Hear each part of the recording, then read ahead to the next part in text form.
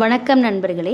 இன்றைக்கி வீடியோவில் எந்த தெய்வத்தோட வாழ்க்கை வரலாறை பற்றி நம்ம தெரிஞ்சுக்க போகிறோம் அப்படின்னு பார்த்தீங்க அப்படின்னா, சமயபுரம் மாரியம்மன் கோயில், திருச்சியில் குடிகொண்டுள்ள சமயபுரம் மாரியம்மன் கோயிலோட வரலாறை பற்றி தான் இன்றைக்கி தெரிஞ்சுக்க போகிறோம். காவிரியோட வடகரையிலிருந்து சுமார் 15 கிலோமீட்டர் தூரத்தில் உள்ளது தான் நம்ம மாரியம்மன் கோயிலாகும். இது அமைய பெற்றிருக்க இடம் பார்த்திங்க அப்படின்னா, தற்போது சமயபுரம் மாரியம்மன் கோயில் இருக்கும் இடம் கண்ணனூர் என அழைக்கப்படுகிறது. இவ்விடம் கண்ணபுரம், விக்ரமபுரம், மாகாளிபுரம் என்றும் அழைக்கப்படுகிறது.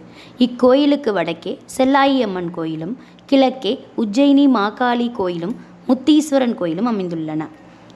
இதோட வரலாறு அப்படின்னு பார்த்தீங்க அப்படின்னா, இந்த கோயில் எப்படி உருவானுச்சு அப்படின்னா, இது ஒரு சோழ மன்னன் தன் தங்கைக்கு சீதனமாக ஒரு நகரையும் கோட்டையையும் உண்டாக்கி கொடுத்த இடமாக கருதப்படுகிறது.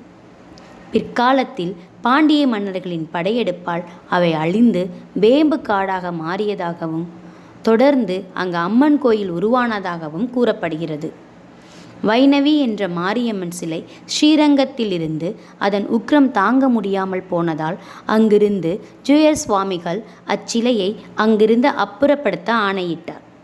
அவருடைய ஆணைப்படி வைணவியின் சிலையை அப்புறப்படுத்த வந்தவர்கள் வடக்கு நோக்கி சென்று சற்று தூரத்தில் தற்போதுள்ள இனாம் சமயபுரம் என்னும் இடத்தில் இளைப்பாறினார்கள்.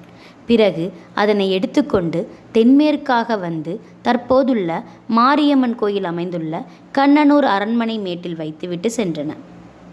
அப்போது காட்டு வழியாக சென்ற வழிப்போக்கர்கள் அச்சிலையை பார்த்து அதிசயப்பட்டு அக்கம்பக்கத்தில் இருந்த கிராம மக்களை கூட்டி வந்து அதற்கு கண்ணனூர் மாரியம்மன் என்று பெயரிட்டு வழிபடத் தொடங்கினர்.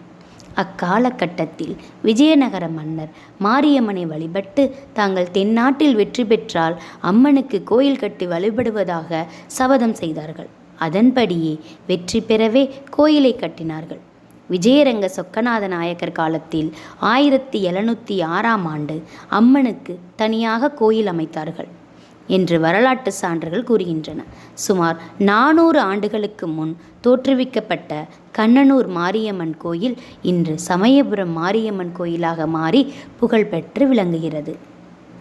மூலவரான மாரியம்மன் 8 கைகளுடன் தலைமாலை கழுத்தில் சர்ப்பக் கொடையுடன் 5 அசுரர்களின் தலைகளை தன் காலால் மிதித்து தனது சிம்மாசனத்தில் வீற்றிருக்கும்படி இருக்கிறார்.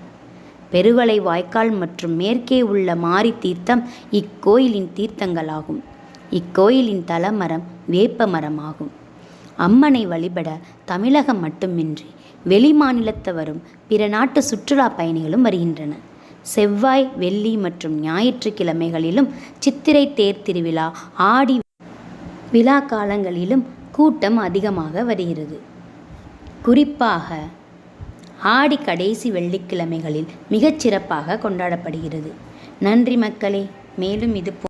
மேலும் இது போன்ற தெய்வங்களின் வாழ்க்கை வரலாறை பற்றி தெரிஞ்சுக்கிறதுக்கு தர்ஷன் குட்டீஸ் சேனலை சப்ஸ்கிரைப் செய்யவும்.